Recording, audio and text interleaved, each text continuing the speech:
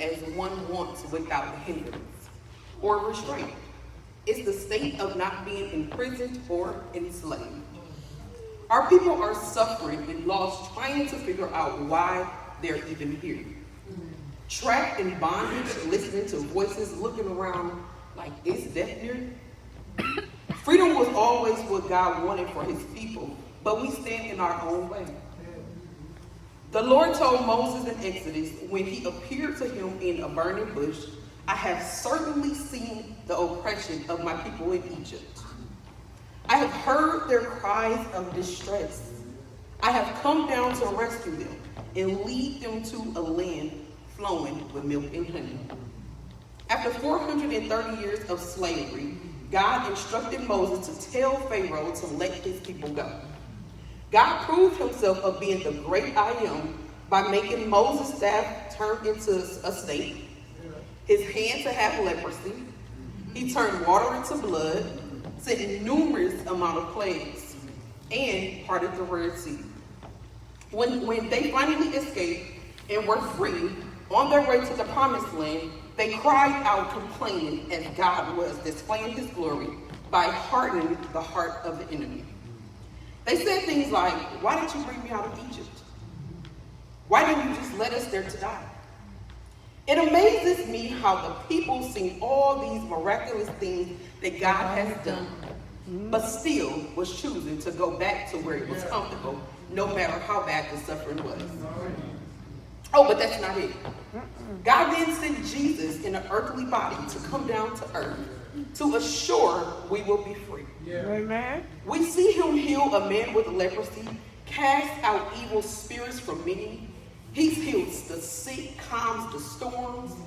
He heals the paralyzed man, made the blind see. We seen him walk on water, fed 5,000 with 5 loaves of bread and 2 fish.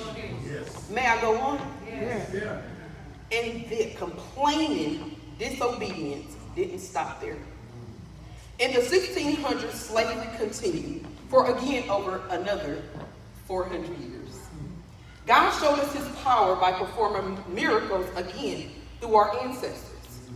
We meet individuals like Harriet Tubman, who was an activist used by God through her visions and dreams to free slaves. Dr. Martin Luther King Jr., that was too an activist who had a dream that we're standing in here today. In 2024, we as a people seen God save us from being abused. We've seen him save our mom from cancer. He's removed the spirit of addiction from our dad. He's pulled us out from under the place where we were molested. He's made our cricket path straight.